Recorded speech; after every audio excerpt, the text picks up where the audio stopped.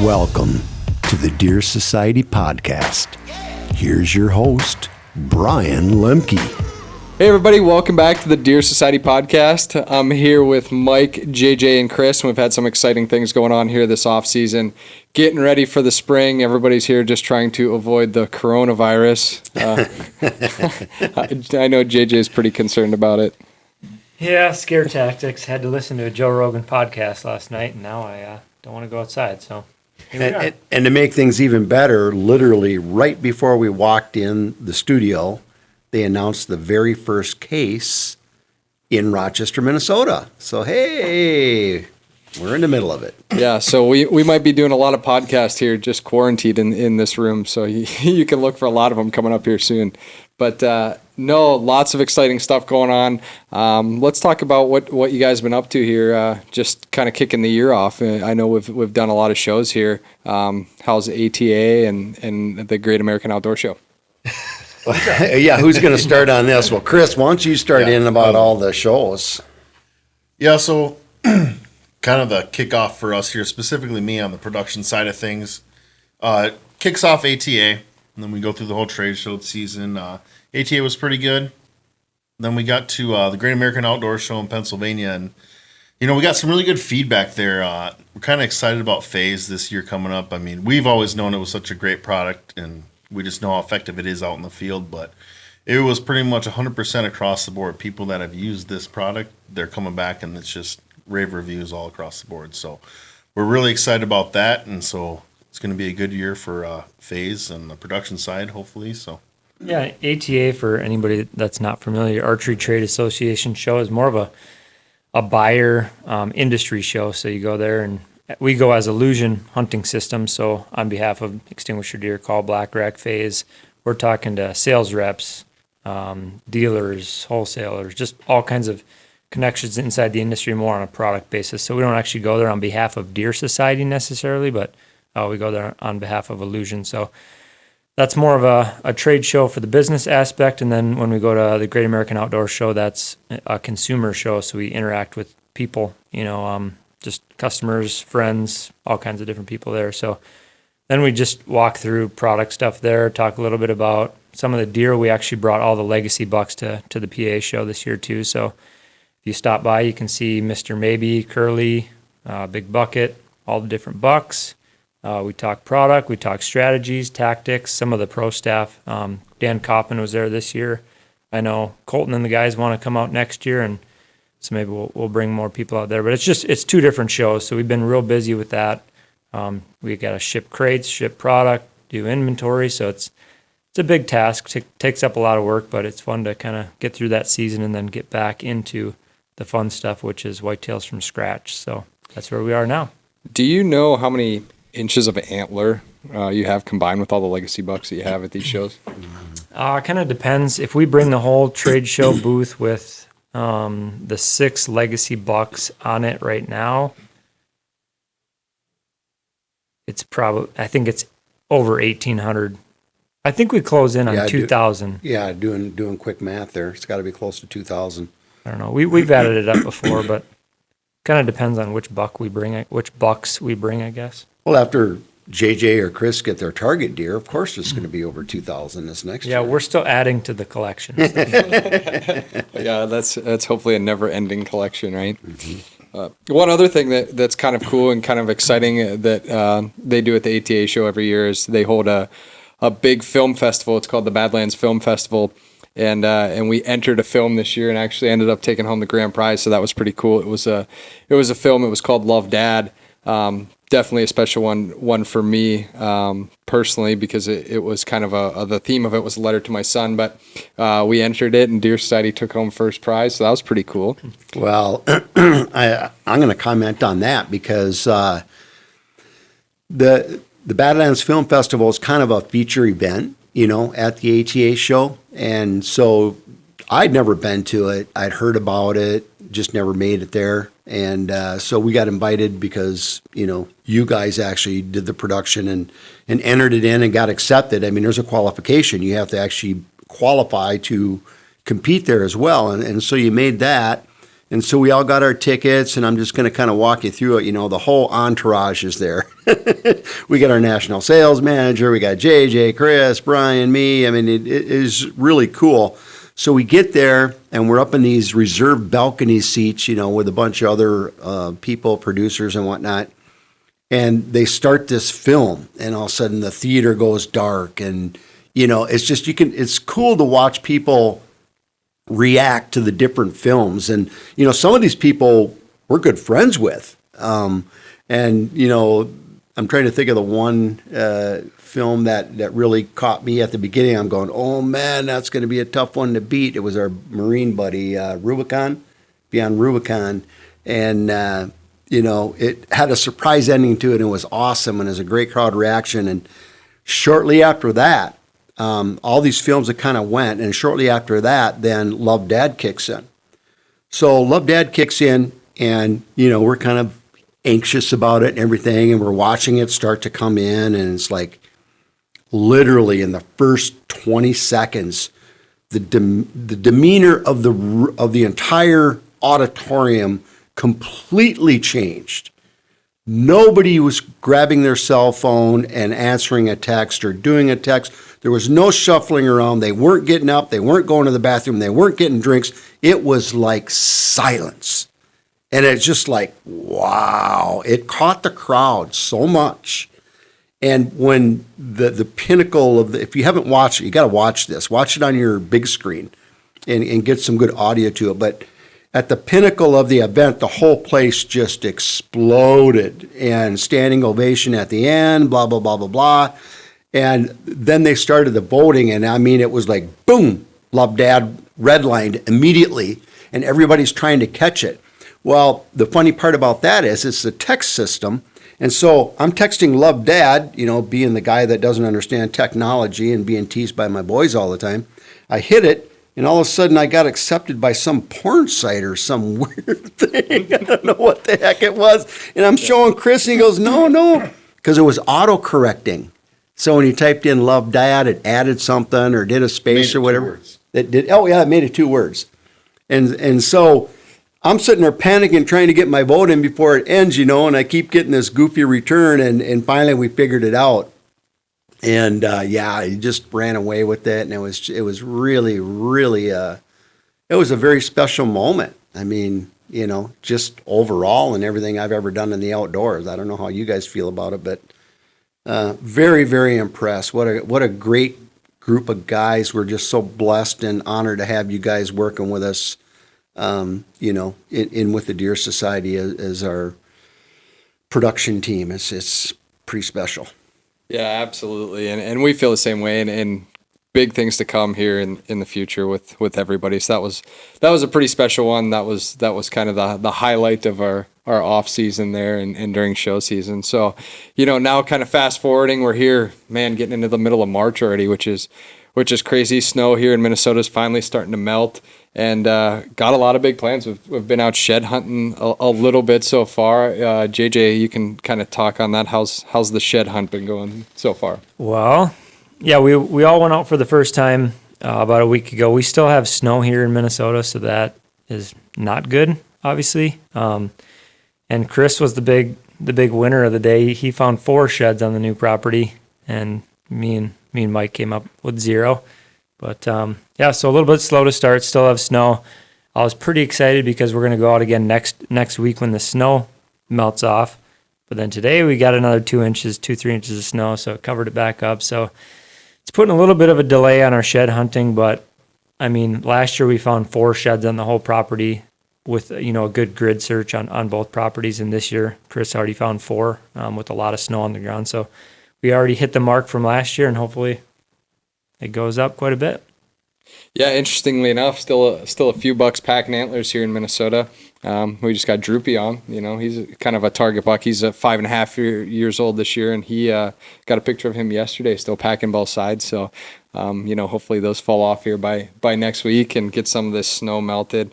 You know, what was kind of your theory and reasoning for going out when there was still snow here in Minnesota instead of waiting until it all melted?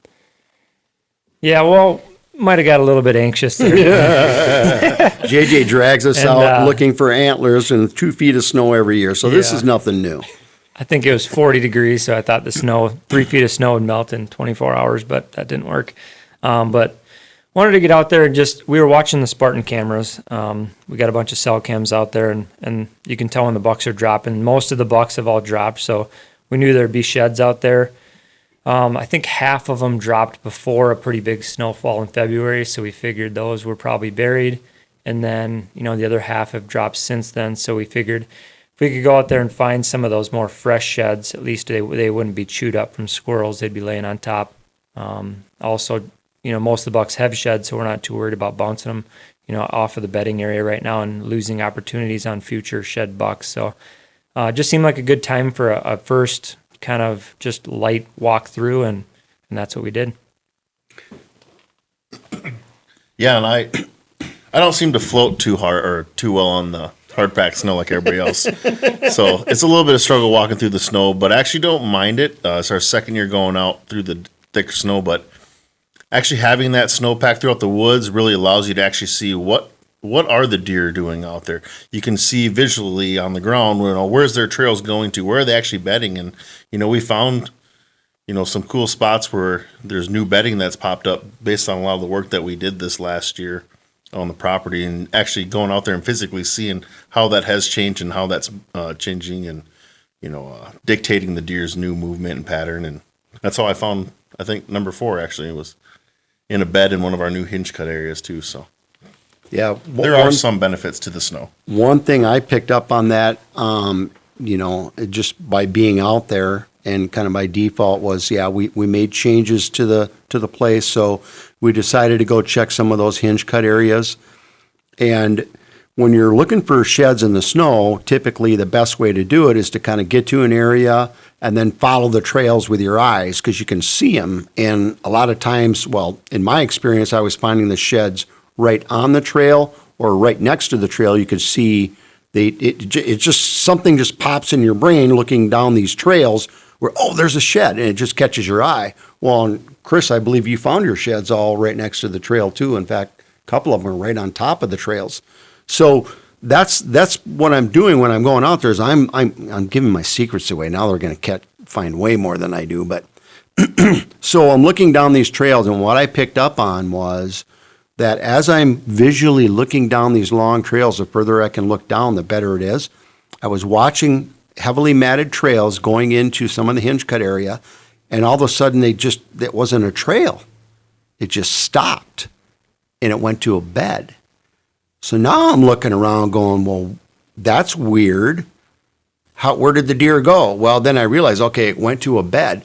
Well, by looking at that and analyzing that, what I found out was specific deer are going to this Hinge Cut area. They're packing and tracking a consistent trail more than one time, back and forth, packing it down, going to their bed, their bedroom, and they're utilizing that for themselves. So I saw a lot of dead-end trails going to a bed into the Hinge Cut area. I've never seen nothing like that before when I've walked through just natural timber. So that tells you right there that it's having a big impact. And then, of course, we went out and we shot some footage, and you'll see that, in the upcoming, Whitetails from Scratch, where you can actually see the deer exactly in these Hinge Cut areas in pretty decent volume. And so that just, that really caught me off guard and surprised me, and really was the highlight of the day, to be honest with you. Yeah, I think we'll I want to touch on a lot of that hinge cutting stuff later, and some more of the things that we've seen now that you guys kind of hinge cut, and Andy and the AWS guys hinge cut pretty much a year ago now. Kind of sticking with that shed hunting theme though, I want to kind of hear from each of you. Do you have a favorite kind of spot that you shed hunt, or something that you look for when you're going out shed hunting, whether it's bedding or a food source? What do each of you kind of look for? Well, specifically for this property, we relocated the cameras in January to kind of see where these really packed down trails would be, because the food source changed in January once we had that heavy snow. So the deer were really concentrating on our green food source in December. We saw a couple sheds drop, but then once that deep snow hit, all the deer started using the corn. So it kind of, just flips based on the food source too. So, you get, and then just finding the bedding area and the food and then just anywhere in between. But it was kind of interesting too, like Mike was talking about these deep trails that get packed in. You can see where these deer are traveling. You can see where they're bedding. If you were to go out in, let's say, April here when the snow's finally gone, you could be shed hunting in areas where we walked the other day where literally there's 0 trails. There's 4 or 5 foot deep snow drifts, and you think that, you're going to find a shed when there's virtually 0% chance you're going to find a shed because deer can't even walk through there from January through March, So seeing that kind of alters what you think is maybe your best spot, and then you can change your shed hunting approach later once the snow melts. So obviously southern facing slopes are good, and then just really good food sources for that time of the year, the wintering grounds, and then bedding area with all the different trails running back and forth is kind of what we're looking for. But those trail cameras made a big difference on where we were looking, and then that initial shed hunt also really helped, in my opinion, kind of paint the picture of what happens during those winter months. So that's my thoughts. Chris, any favorite areas to go look for sheds? Yeah, well, based off of last week, pretty much anywhere I walk, that's kind of where I like to go. It seems to be where all the sheds are, I guess. We put him in the guardhouse when he found all the sheds. Hey, Chris, go check out that. In other words, he puts a horseshoe in his back pocket and he just walks around randomly with a white cane. Yeah. Well, it seems to work pretty darn good. No, I guess we don't have a lot of egg on this property, so the ability to really go out and check some of the hard, heavy egg fields that they've been feeding in, I know those tend to be some good spots, but we don't have access to that ourselves on the Pine Island property. But I like kind of getting up into the bedding areas just because it's a place we don't typically go throughout the year at all very much, and this is kind of the only time we really get up in those areas. So it's really my only time to get up there and actually see what's going on and how those areas are developing. So I like going up in there just because, one, it's a good place to find sheds. Obviously, I had good success. But two, it's just a place you don't get to go on the property often. And I just kind of like being in those areas and just seeing how the deer are using it and just what's going on in those areas. Absolutely. Yeah, for me, I don't have a strategy. I'm actually the lucky guy. My biggest shed I found was in my backyard by accident. I thought it was a big old stick, I was shoveling in a little open area to expose some sugar beets or whatever it is I had in a food plot. And I'm sitting there shoveling away to open up those big leaves so that they can nibble on them because it was really, really cold. And all of a sudden, I hit something with my shovel and chucked it and didn't think much of it. And about my second scoop after that, I'm like, well, there's no trees here. Why the heck would there be a big old branch? And I looked over and it's this big shed. So that's my strategy for shed hunting. But no, last year, just randomly, once again, I just looked down the trails because I'm too old to walk that far. And I saw something that was sticking up in the middle of a trail that's being walked on. And obviously the color of a shed sticks out against the snow. You can't mistake it. And once you see it, it's like, oh, there's one, And then it's the same thing, kind of like mushroom hunting, really. And then when the snow is gone, it's even better because now everything's all got this kind of flat color, It's kind of a dark, and the sheds just kind of like shine, like, woo, there's a shed, and you just walk over and pick it up. So I don't really have much strategy. I know most sheds from people I've talked to are found in the herd areas where the food source is. So big ag land, if you get a big, group of deer. So using that mentality along with knowing, a buck likes to bed away from, some of the other deer and stuff. We kind of look for these specific bedding areas. And sometimes why does the shed fall off? One might be because the deer's really old and he's doing a lot of the breeding and he's wore down, so he's going to drop them quicker because there's a big, cold front moved in. Or it could be a kind of a younger buck where he'll hold his a little bit longer. And even the super young bucks, we noticed, like the 1-year-olds, they just hold them probably because there's no weight on them and they just don't really fall off, And they'll reach up and just pop them both right off right there. Like they just get sick of having them on their head. So what strategy is a strategy to go find where the sheds are going to be? It just all depends on what you're targeting, what you're looking for. I know we will be setting up the property with areas in mind from a food source, wintering food source, that will definitely improve and increase the amount of sheds we're going to find. Obviously, it's too early in the process to get that, but that's definitely going to be a big benefit and a big part of the changing of the property for sure. So winter food will really be keeping that in mind. Yeah, winter food's a huge thing. I mean, I've found the majority of my sheds that I've been able to pick up, I think, have been, in bedding areas that are located close to food sources, standing food sources. You can't really beat them in the winter. I think one suggestion, going out shed hunting, I grew up in more of a residential area in Pennsylvania, and I'd see people out shed hunting, and this is years and years ago, and I, thinking as a kid, like, man, I got to get out there and shed hunt. And I just go walk, just walk randomly. No thought about it, like, oh, I hunt this area, so it must be good for shed hunting. I can't remember ever picking up one single shed, when I was a little kid. I think if you can really pay attention to, like you said, JJ, how those food sources change throughout the winter, pay attention to what those deer are doing and where they are during kind of that peak shedding time. Now, obviously, all these deer shed at different times, but paying attention to where those deer herds are at that time, I think can really improve your odds. The other thing is you talked about, Mike, when the snow melts and sheds sticking out kind of in that flat lighting. Another great time, you talk about what days to pick to shed hunt. If you have the option to, I think we all can agree that shed hunting on cloudy days is the best, and even a rainy day. I know we're getting some rain today, and tomorrow's going to be cloudy. It's going to be an absolutely perfect day to shed hunt, because that just flattens the woods out even more, and those sheds seem to really stick out and shine, after a little rain. Yeah. You just lose that contrast that comes when the sun's shining through and hitting all the branches. Creates kind of a camouflage pattern of branches and limbs and logs and whatever, and then the antlers don't really stick out that well. There's shadows across the antlers, so then they're broken up. But you go out on a cloudy day when everything's real, just kind of smooth lighting.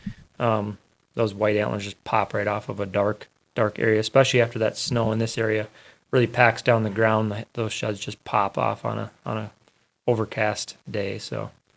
Yep. Yeah, when you're visually searching for a shed, and you see a branch without bark or something, or a rub or whatever it might be that has that lighter color, you're like, oh, is that one? Is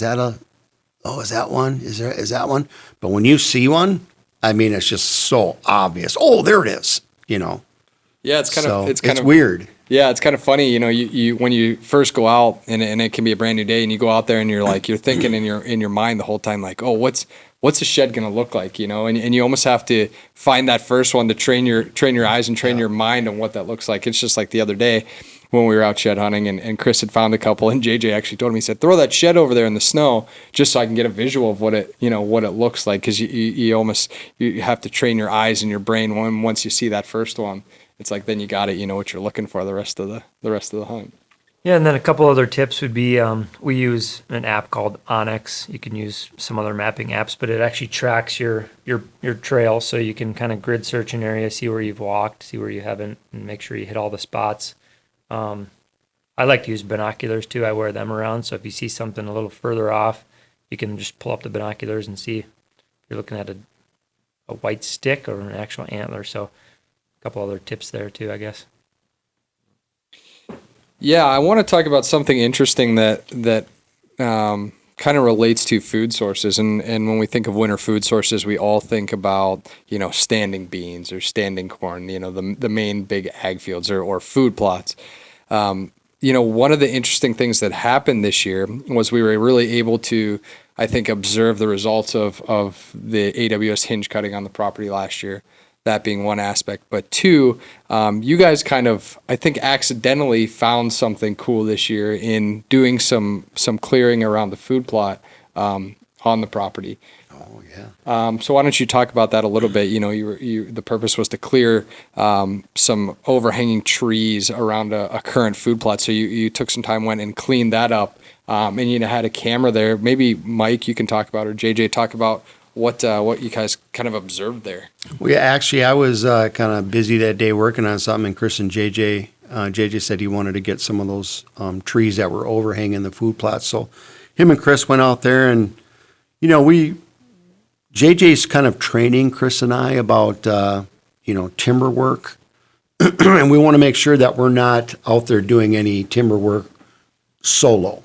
It's extremely dangerous. I mean, we even hire out the hinge cutting. That's even above our grade, but we're at a point where we're going to be doing some work ourselves and clearing out. And JJ's been working on clearing trails and things like that. So this was a spot. It was a food plot area where we had green before the snow got there, but it was overhanging, so it kind of affected our food plot. And so I came walking out there, and those guys are out there, chainsaws buzzing, flying, and stuff dropping to the ground. And I just kind of sat back and watched them, and I'll kind of let Chris talk a little bit about some of the things that they experienced as far as what he learned on that piece. But the big thing, we didn't really realize until that night what a difference that made. And so this had been the Dead Sea because it got covered up with food, or with snow. The food got covered up with snow.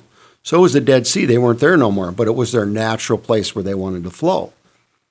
So we go out there and they do that clearing and everything else, and I go back home, and all of a sudden I flip out and I'm going to check the app, see if, what it looked like, if, delete some of the old pictures and whatever. And so I click on the app and brought up the Spartan app and looked at the plot where we had a camera on there, and you could see all the trees down there. It was like 35, 40 pictures there from that day, and it wasn't even, just barely got dark. I'm like, oh, wow. So I click on it and start going through, and I mean, them deer came out of the woodwork. They were in there eating the food that we just put on the ground, the browse. And you don't think about this, but they were in there hammering that browse within an hour after we left. And it was bucks. It wasn't just a bunch of does and fawns coming out, but it was bucks. So, yeah, that told us a lot. But as far as that, once again, back to that timber and the timber cutting, it's dangerous. I mean, some things happened out there with, trees laying on whatever I didn't quite understand. And then a little bit on your point too, when we walked out into that field before we started cutting down, I mean, it was kind of it's like in a low spot, kind of like the end of the draw of the valley that comes through the property and then opens up into some kind of pasture, house, field, yard kind of an area. And there was no trails at all going through that. I mean, they had not been walking through there at all. So it's not like they at least were cruising through the area. Right. Like they literally were not in there right. at all. And as soon as those trees were down, they were, like you said, within hours, they were out there. So that was pretty cool to see. Yeah. So, and again, it just drives home the point that there is more food out there than just cornfields and beans. Yeah. And I don't know what the percentage is actually of what deer feed on, but I know that woody browse is a huge part of their diet. Oh, it's big. Yeah. You could see it around all the hinge cutting when we were in there looking for sheds. And I think JJ's can kind of explain that a little bit better. He's explained it to me before about the process they go through as they go through their feeding cycles throughout the day. Yeah, I mean, through the winter, deer, just throughout the whole year, they eat a couple times during the day around their bedding area. So the hinge cutting drops down a ton of trees that stay alive, so they keep growing and keep budding out, and the deer nibble on those buds and all that woody browse throughout the entire day, and it's huge for them because everything else gets covered up. Just before you continue there, let's just establish, first of all, what is a hinge cut, Yeah, so actually we just released an episode of Whitetails from scratch this morning, so you can go watch that on YouTube, really heavy on the hinge cut aspect. But you're cutting the tree, you're not going all the way through the tree, you're keeping that cambium layer intact so the tree can still provide nutrients to the top. You cut it during a dormant season, so during the winter or the early spring when the tree's not putting nutrients out. And you're trying to keep the tree alive, so all that nutrition's now down on the ground that was once in the air. And you're also removing that canopy from the sky so the sun can come in, warm up the ground, and provide heat. So more plants can actually grow on the ground too, provide more food. So just a way to provide a ton of food for deer, and it's right in their bedding area too because it's creating that side cover, just a real secure area for them to bed in. So when we cut those trees the other day, or actually it was a few weeks ago, around the food plot, there were a ton of buds up on the top of the trees.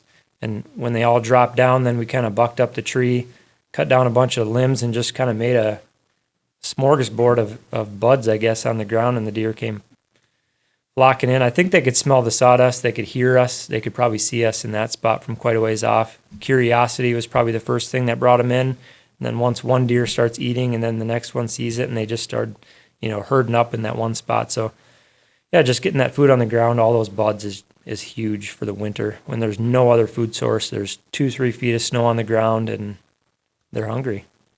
Yeah, you wouldn't think that a lifeless tree with no green or anything on it you wouldn't think of it necessarily as a food source normally, just because a person doesn't see any nutritional value from our perspective. But from a deer's perspective, that's a huge part of not only their diet, but what they need for survival. There's all kinds of nutrition in that stuff that obviously we would never think of because we would never eat it. But it's really cool to see it unfold out on the property and out in nature real time. I'm going to switch a little bit on you, just talking about the wood browse. There's a couple things that I've learned throughout the years. One is by studying them in my backyard. When it gets super, super cold out, and when I'm talking Minnesota, we're talking 30 below, and you add some wind chills to that. It's ridiculously cold. It's so cold, it'll kill you. Obviously a person, no problem. It'll kill you quickly, especially if you're not, bundled up. In Minnesota, we have to deal with the cold and coronavirus now. So. Yeah, that's right. You can hear a little corona in my voice this morning. But anyway, so I watch them real time because I can see them right out my window, and they'll be sitting out and they'll go into these pine areas, this pine bed that I got. So you got a little pine straw there underneath the snow. You got the cover from the wind because of the pine stand itself. And so they'll go down there and they'll sit. And literally, they'll sit all day long. And every now and then I'll kind of walk by the window and I'll look and I'll see one just kind of slowly push up with their front legs. Now I'm talking slow motion. And they push up with their front legs. And I'm just, amazed how they can survive in this kind of condition, because I know how cold it is out there. So they'll sit up and they'll get on their front shoulders and it looks like they're going to stand up and go move around and eat. And they'll just sit there. It's like they're stretching. And they'll just kind of look around a little bit and boom, they'll just go right back down and sit for another 4 or 5, 6 hours. And when they do get up to feed, they don't go more than 20 yards. And they're just eating woody browse. That's it. And if you think about that, it's almost like a hibernation process they put their body through. So they're shutting their body down, their metabolism goes down. So if you go out there and you're like, I'm going to give them a bunch of apples and corn so they don't die. No, that could kill them. You know what I mean? So they're not running out to the cornfields and loading up with corn when it's 30 below and these major cold fronts come through. They're shutting the body down and they're eating the kind of food that they need to survive because that's just the way they're built. If their metabolism was jumping up and down during these kinds of conditions, they weren't controlling it, it'd kill them. So don't go out and feed these things a bunch of high carb, high energy type food during these types of conditions. Your protein is important, and then there's woody browse. So let's go to the woody browse. Well, how do we know they're eating it? Well, we went out and visually saw it. And the cool thing is we're walking around and we see this blue pea. Okay. And we're walking around like, that looks like a deer just, urinated right there. But how come it looks like a blue gene? Now I'm talking blue, like coral blue, And we're like, is that urine? We were trying to figure out what it was. Well, then we always go to JJ. JJ, you ever heard of that? Go look that up for us. So he did. And come to find out, it's a specific plant. And maybe you can, talk about that a little better than I can. Yeah, I've seen that for a couple of years, and it's been, you find the blue or it's a little bit of green, obviously yellow out there, but started looking it up, and it was one of the forums online that you saw, somebody put a picture in there about, what's this blue pea? So apparently it's from deer eating buckthorn. So we have a lot of buckthorn on the property, and now that we've seen that, I look around, I'm like, dang, there's a lot of buckthorn on the property, but Yeah, so that kind of threw that dart in my mind. But yeah, they eat the buckthorn. Actually, it's the bark, I think, is what people were saying. So they're eating the bark. I don't know why it's turning the urine blue, but you walk around, it looks like somebody has a Gatorade bottle, and they're just slowly pouring it out on the trail. It's a really, really weird, but that's what it is, buckthorn. Well, so it's got to have some kind of mineral value to it to them. You know, it's not like they're not eating it. You know, they're eating it for a reason. You know, they're not eating it because it's not good for them or because it's doing anything bad to them. It's got to be doing something good for them, I would think. Right, and yeah, and it's like you said, it's not just one little spot where there's blue pea. I mean, on that west side, there's a lot of blue pea, in lots of areas. So there's multiple deer, and they're using it as some kind of significant food source for sure. Right, and it's usually, and kind of where we noticed it was on the way to the ag, which in this case was corn. So they're not only eating that, so they're going for a little bit of carb too. But yeah, it's just really cool to learn this stuff and actually see it unfold real time. So the results of these hinge cuts from last year, really, really cool. I think it was pretty exciting for everybody when Andy and the AWS team came up last year and they were doing these hinge cuts. It was cool to see them working, but it was kind of a big question mark. And what was this going to turn out like? What were the deer, really how are they going to react? And this winter, we've really got to see how they're using it now. If you watch Whitetails from scratch, there's some cool stuff in there, some cool videos, some aerial stuff that actually shows these deer and where they're bedding, and using these different hinge cuts now, and then being able to put our feet on the ground and, go and see these trails into these hinge cuts and see where they're bedding. I mean, it's really unbelievable to me. I have experienced some hinge cutting before, but I don't think to this degree. It's amazing to me to see how the deer are really stacked in there, how they're using that, and how it's really changed from, last winter to this winter. Yeah, so you go into some of those spots where we walked last year before the hinge cut, and, you can see 100 yards, 150 yards, some cases 300 yards, depending on the elevation. Now you walk into a hinge cut, you can only see 20 yards, 30 yards. So it makes the property feel really big, because it takes a long time to really weave through all these locations. There's so much bedding in there too. So it's just feels completely different than it did before. And there's so many bedding opportunities. I can just imagine the deer are less stressed out because they can't see each other. They're not bedding in a bunch, a buck's not bedding in with a bunch of does. He can kind of separate himself. So a lot of cool things when you walk into it. That looking at it from even the drone actually looks like it's not really thick. You get ground level, then it really looks pretty thick walking through there. So it's pretty cool to walk through. I've done it on a couple different properties now. In-laws property, Andy, AWS actually came in and helped with that one a couple years ago too. So I'm familiar with what that feels like, what that looks like. So it didn't shock me by any means, but it is cool to walk in there for the first time and see that big transformation from what it was before. So. Yeah, I didn't even hunt the property at all. So from a hunting perspective, the very first year that we had the opportunity to hunt it, Chris really was the one that got a chance to see what it did from a hunting perspective. JJ, did you get to sit out there at all? Didn't know. He never sat. So Chris is the only one that sat the entire property. So why don't you, maybe we never talked about it other than the experience for that specific day. Maybe give us your thoughts on what you saw happen on the property from a hunting perspective. What did you do? And because I know every time he got out of there, he was all pumped up and fired up and excited. That's for sure. Yeah, I hunted a little bit on both sides of the property. We only did hinge cutting on one side of the property. So we have another side that's more mature timber, which we didn't do much hinge cutting at all. So that was a little bit different lay of the land, hunting that side versus when I'd go to the other side where we did do a bunch of the hinge cutting. And I only hunted pretty much the same stand. It was kind of set more of an observation position. It wasn't necessarily to go in and, intensive and try and get that big buck. I was mainly spending a lot of time out there because I didn't have much going on any other properties that I was super excited about. So I was like, well, let's take as much time as I can, just kind of get a feel of the land, just see what's going on out there. We haven't spent any time out there in stand, just a little bit of time throughout the summer. And to be honest with you, it really didn't paint because it was just kind of the same stand I was hunting in I had pretty good observation of a good area of the land. It still didn't really paint the picture, I don't think, until actually we just went in here shed hunting, and I actually went in there because it was my first time going in after all the hinge cutting was done.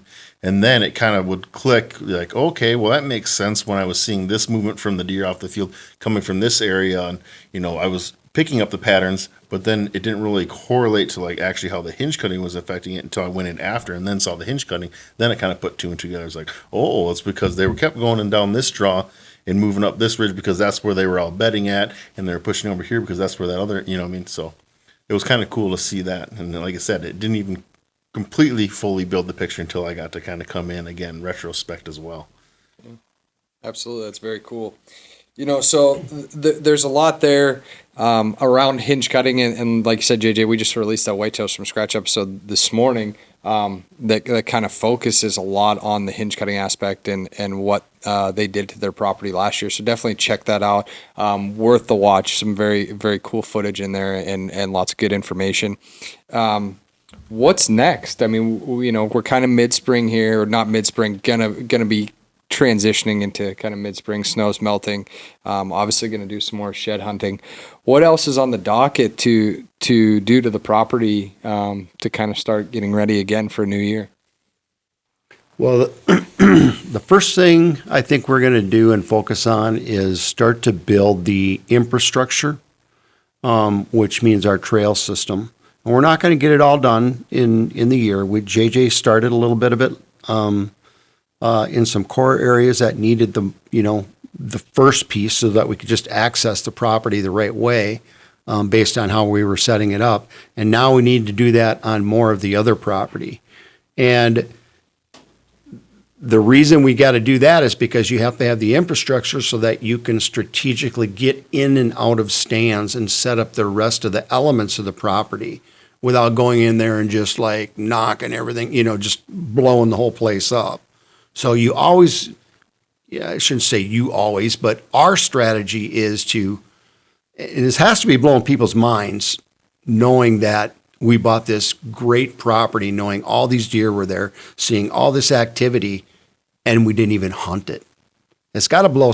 I mean, can you imagine that?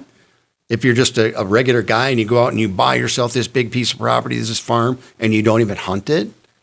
I mean, why are we doing that? It's got to be blowing people's minds. You know what I mean? It takes a lot of discipline. It does take a lot of discipline. And, and it did take a lot of discipline. You really know you want to get out there, but we know that by too much intrusion in a property, no matter what you're doing to it, whether it's setting up infrastructure or putting in a food plot or hanging a stand or a camera, anything, too much intrusion or the wrong way you do it, it just wrecks the whole thing. You know what I mean? It just ruins it. And once people start to understand that and they see why we're building the property the way we're building it from infrastructure perspective and, the strategy behind actually building the infrastructure so that we don't blow up the property, it's all going to kind of come together for you. And you're right, it takes a lot of discipline. You want to go out there and you want to do as much as you can. Now, I'm not saying you can't go in there and enjoy the property. That's not what we're saying at all. It's just, when are you doing it? How are you doing it? Why are you doing it? And that really has a big, that's a big element of what you're seeing unfold now. Now, from a hinge cut perspective, we went in and got super aggressive, but we did it early, okay? It didn't have a fall impact at all because it was done for a long time.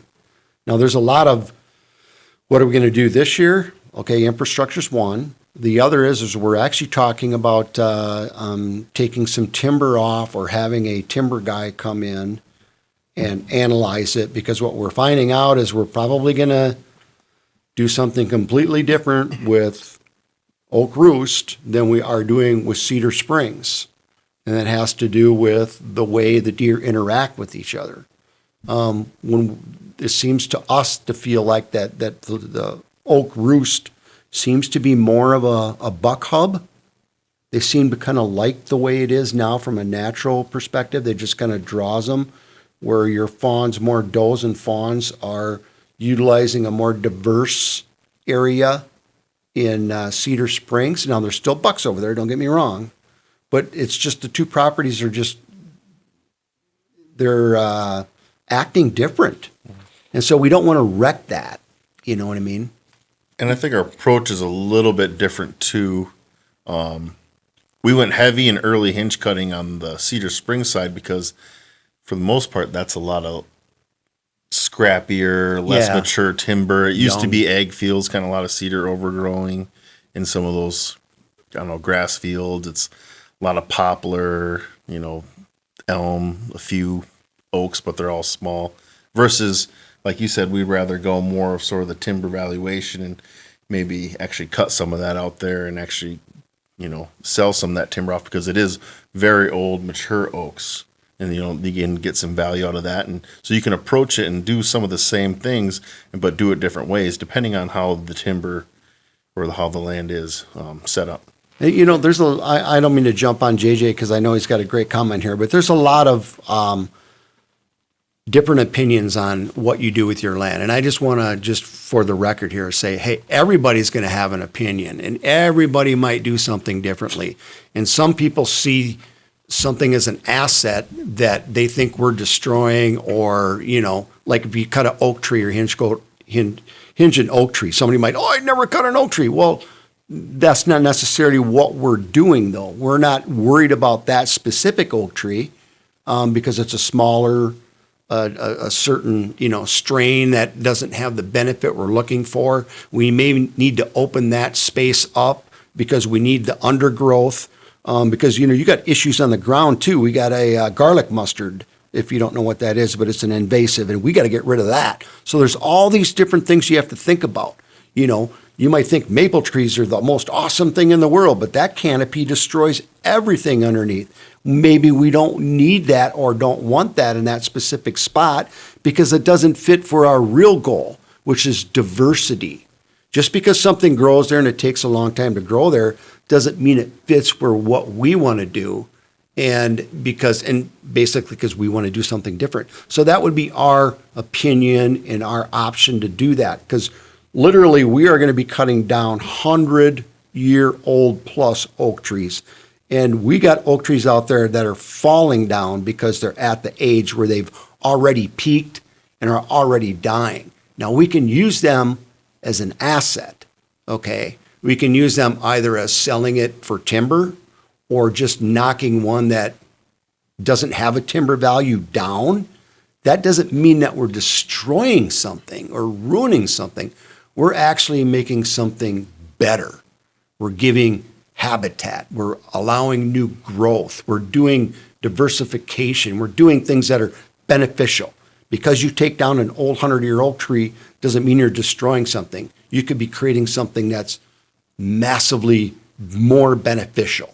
And so there's a lot of opinions out there. So just keep that in mind as you watch the process. Don't get all, emotionally attached to what's happening out there. Understand it. And, we'll definitely speak to it if it's something that people want to speak about. And JJ, I know you had some stuff. I was just going to mention, that a lot of those trees over on Cedar or on Oak Roost are actually so old that they're rotting out and the insides are hollow. They're falling over. We had a pretty big windstorm come through this last summer, knocked down a lot of trees. So those are even past harvestable a point in their life, so they're not even worth anything. So this gigantic tree, other than a roost tree for some turkeys, maybe some acorns if it's a producing tree, it's worth that. But the timber value is worth nothing at the point where it's rotting out like that. So if we can get rid of that tree, maybe even spark some growth on some younger oak trees to replace that in the future, that's a good option too. But yeah. There's a danger factor with some of these trees out here too. You need to keep that in mind. Yeah, big time danger factor. Big tops are hanging up right now. You can see them from that storm blowing off of these dead oak trees. The hollow trees, I wouldn't want to cut anything that big, so that's where a logger comes in. They can clean things up.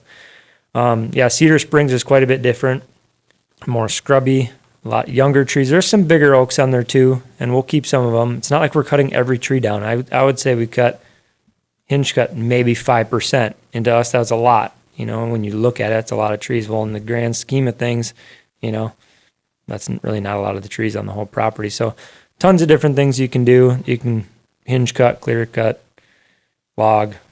But everything we do, we're looking at the wildlife benefit. We're not looking at it like an income. Not that it's not great to, take out a bunch of oak trees and get some return. We don't have a lot of high value oak trees anyway. We've had it analyzed by foresters and stuff like that. But we're looking at wildlife. How much bedding can we create? How much food can we create? How many old bucks can we grow? How many even turkeys, pheasants? How can we improve those populations? It'd be nice to get grouse back. You can't do that with a big mature forest. So everything we're doing is wildlife based, not value based on the timber. So it upsets people when you say, we're going to cut down a white oak when it's young like this, or hinge cut an oak, or whatever the case may be. Oak seems to be the word that really triggers some people. So no, we're not cutting all the oaks down, but we are cutting some, and it's a strategic reason, all based on wildlife. And in most cases deer, but not all the time. We like to look at all aspects as well. So yeah, I mean, there's mink out there. It's a really cool thing. I want to jump back into something that you mentioned here just a little bit ago, because I think it's interesting, and I want to paint a picture for people. We talk about this in kind of two different sections. It's one property, but kind of broken up with kind of a gravel road in the middle. So Oak Roost and Cedar Springs, kind of two different sections. Like they spoke to two different kind of diversities of terrain and timber. Mike, you'd mentioned that you think that the Oak Roost side seems to be a little more bucky, or that, at least that's what the camera showed. That's what, Chris, some of your hunting showed too. Do any of you kind of have an idea of why that is? no, we do not. We don't really know, but we can speculate that it's more of a social thing than it is a habitat, but it's probably a combination of both, to be honest with you.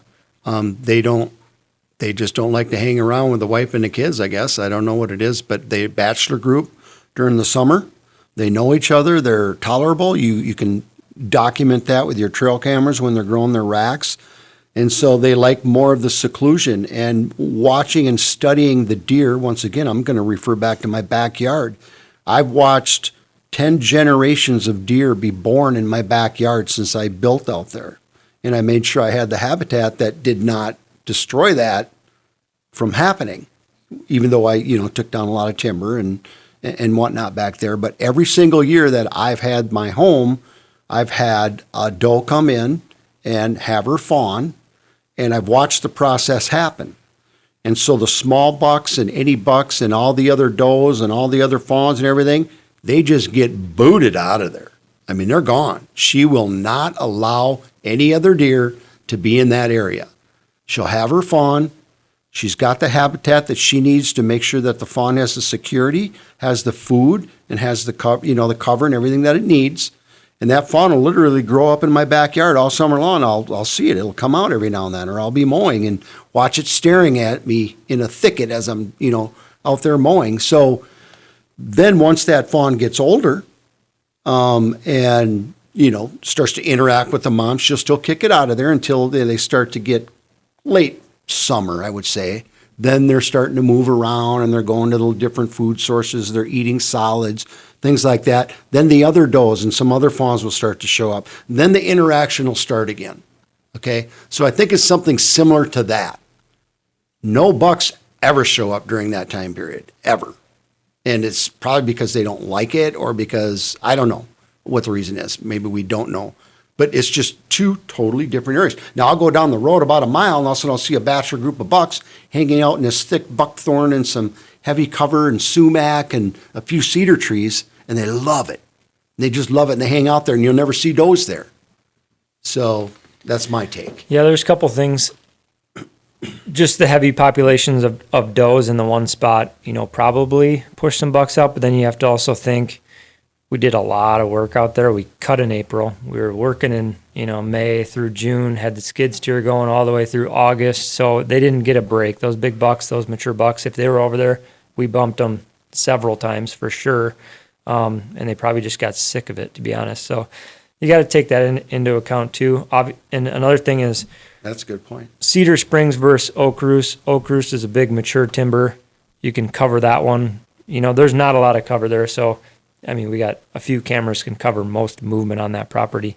Cedar Springs is so thick. There's so many little pockets. Do we really know what happened over there with our more perimeter type camera setup we had this year? Maybe not. I don't know. And then by the time late season came along, we did end up having one of the more mature bucks show up on the far east side of that, the most mature buck in the area. So I don't know, a lot of factors, and that's why we don't want to act too quick on things. Just really analyze it and see. I mean, we just put a lot of work in there, and I know we were bumping deer, so it's hard to say why certain things happened. Yeah, I'm not trying to come off. Also, I'm not trying to come off like the place to hunt the big bucks is over on Oak Roost, because that's not the case at all. Right. You know what I mean? If I was going to go after a big buck strategically from a hunting perspective, Chris, you hunted it. You probably know. Yeah, you might see a transition, or the bucks might come out of their beds over in one area, but they're going to be on the does. They're going to be actively moving. They're going to be searching the rooms over in the diverse property where, like JJ said, they can see all over there, So from a hunting perspective, I'm not saying just because there was more bucks there, maybe we did just push them over there because of the aggression. But as far as the strategy of hunting them, absolutely not saying oaks is better than cedar by any means. It's probably the opposite. Yeah, I actually dig it. I like that the bucks are over there. They're almost, I think they're there too because they get less pressure over there for sure. And it's where if there is intrusion, they can probably detect it pretty quick. I like the fact that maybe there's more bucks at this point, and I think it's going to change. I think all the changes that you guys are making is going to change. But with the bucks being over there and then working on the other side and creating those scenarios and spots where, you're putting yourself in the right position. You're putting the odds in your favor because with the does and fawns stacked over there, we all know as soon as, it turns into October and late October, November, the bucks are going to be coming over there. Even if they're on the Oak Roost side, they're coming over there to where the does are. And guess what? They haven't dealt with all the intrusion over there, and you're sitting over there in your tree stand in the right position because you've put all the time and effort in. You're in a great spot to kill them then. So from a hunting strategy standpoint, I think it's brilliant, Yeah, here's another thing, and once again, studying my backyard, all right? So the does are back there all the time, blah, blah, blah, blah, blah. Summer goes on, rut starts to kick in, pre-rut.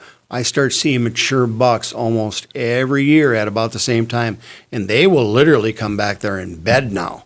Well, guess what? Once they start bedding in there during that time of the year, they're waiting for that action. And of course, you got to have a food source, has to be part of this process too, and security and everything else. But that's the place you want to hunt the buck because the does, now they take off. They're not hanging out there no more because the bucks have taken over. So the fact that you think they've located in one spot and that's where they're always going to be, that's a bunch of, baloney, I'm going to say too, because it changes. And now, post-rut, winter, bedding for survival, it kind of morphs back to more doe fawn, but you'll still get the bucks more interacting and cruising then at that point. But there is a point where they actually come in and bed and take over. Yeah. So that's when you want to be hunting them too.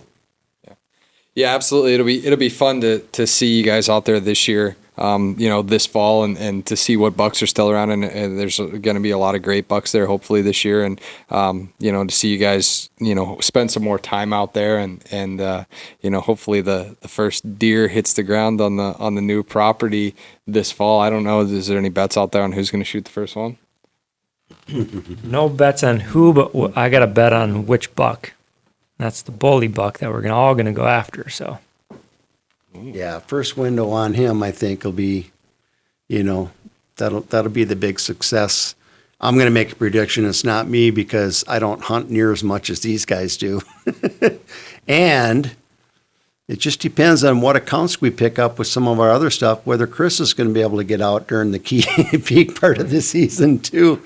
JJ's actually has the best window. All his work is happening now. Where me and Chris, it starts to slow for us after the, the deals. I don't know. What's your thought on it? Well, my thoughts are Depends on where JJ's hunting. If I can get him on something else somewhere else, then I'll be the first one out there to get one. I got my money on Chris, to be honest with you. I think he's going to lay the smack down on one. But, well, what's next? I mean, what's next steps? You know, actually, that's weird saying that. I feel like, so my wife watches The Bachelor, and that's Chris Harrison's famous comment. You sit there and, so what's next for you two? So what's next this spring? I mean, what do you got coming up, you know, after shed hunting? What plans do you have to kind of make improvements here in the next couple weeks? Yeah, kind of some minimal stuff coming up. Actually found a lot of fruit trees out there. I think I'm up to 17 apple trees and fruit trees. So we're going to prune those up. Got a new name for JJ. It's JJ Appleseed, because every time I talk to him and he comes back, he's like, oh, found another apple tree. Yeah, He's like charting them on maps and everything, counting them. And Yeah, I got them all mapped out. I actually lost about 45 minutes of shed hunting the other day because I found an apple tree, and then I started looking for more apple trees around the area. Thought maybe there was an old orchard. I didn't know, but yeah. So we're going to prune some of those up. Let the sunlight hit those. Hopefully get some production. A lot of them, or at least the ones we found last year, didn't really produce much. So hopefully we can get more production out of that. A little switchgrass frost seeding here coming up. Nothing real crazy there. And then we have Andy down for some mapping. So we really need to put all these pieces of the puzzle together. He had kind of a general concept heading into it. We've done the hinge cutting, which was a base, kind of bedding for the whole plan. And then, you know, we'll just keep kind of throwing little darts at him, a little bit of information to inform him on how things are going with, you know, different neighbors, buck structure, how the deer are reacting. And then I think that he'll probably tweak the plan a little bit, and we'll all kind of look at that map when he comes down here, or up, I should say, in the next month or so, and then really lock in on a game plan mapping wise, so we can put a process in place and not just do random improvements throughout the property. yeah, in the meantime, we have been actually analyzing and strategizing our border system, our infrastructure system. And, yeah, I mean, as far as that goes, and then, well, we haven't even talked about the buildings and stuff we got to work with and deal with. And that's a whole nother project, you know, lots of fun things happening on that end of it. And yeah, it's just lots of stuff. I'm fired up about the turkeys out there, man. Yeah, turkey season's right around the corner here. It's coming up, and actually, Chris not only found 4 sheds the other day when we were out, but he found something else that was pretty cool out there when it comes to turkeys, huh? Yeah, we found one the prior year, a little bit closer to the homestead out there, the farmhouse and the buildings. But then we found another one on the same side on Oak Roost, hence the name kind of Oak Roost is where this kind of all stemmed from. But back across the property a little bit deeper in, we found another one. Just one of those giant, just got to be close to 100-year-old oak tree. Just big old limbs coming out, reaching everywhere, you know. And you came up there and it was just like a ring of turkey scat everywhere around this whole thing. And I mean, with how much snow and everything was out there, and it was kind of melted in that area too. So it was a little bit of ground actually showing, and even the ground was just completely covered with turkey poop. So I guess, what do you refer that to as, one of those generational roosts? It's a generational roost, and I've only seen it a few times, you know, and I've turkey hunted, you know, my fair share too throughout the years, and traveled turkey hunting. But especially out like in Kansas and stuff, they'll roost around the building sites because they have trees there, right?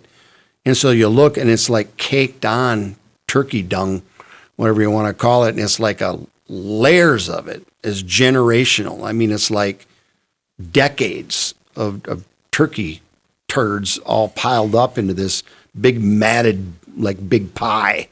And they actually found that underneath one of the oak trees, and documented with their cell phones and said, "Oh, check this out. I've never seen nothing like that." And I'm like, I've never seen nothing like that in Minnesota. I mean, we haven't had turkeys here that long. Yeah. So this is probably one of the very first generations of turkeys that came, you know, to southern Minnesota, and they've been living here ever since. And that, to me, that just, I don't know, it just kind of tickles my heart to know that we actually are part of that. That's a big deal. Yeah, and we talked to a bunch of the neighbors around the area too and stuff, and one of the guys said that there used to be a flock of 150, 200 turkeys out there. So a massive flock. And then, maybe 10 years ago, there was a big die-off. We don't know if it was just a harsh winter or disease of some sort too. So it's kind of interesting to hear that. We know numbers obviously aren't that high right now, but it'll be cool to see if that does rebound and if we get back to a place where there's that many turkeys out there, because that would be pretty incredible to document and film and hunt by that too. So we'll see what happens. Absolutely. Well, good things to come. Lots of work here going to be done this spring. Everybody that's listening, make sure you check out Whitetails from Scratch. That's where you can really follow along with what's going on. Just released an episode here this morning, and going to be continuing to document everything that goes along with this property, and hopefully we get some pretty cool payoffs in the end this fall with some big bucks on the ground. I think things look promising. So we'll keep you posted. Thanks for listening. Definitely subscribe on YouTube. Check out the free Deer Society app. This podcast is on there, as well as Whitetails from Scratch film series. All video content's there as well, and it's free. So check it out. Thanks, guys. Everybody out there, good luck shed hunting, and good luck turkey hunting.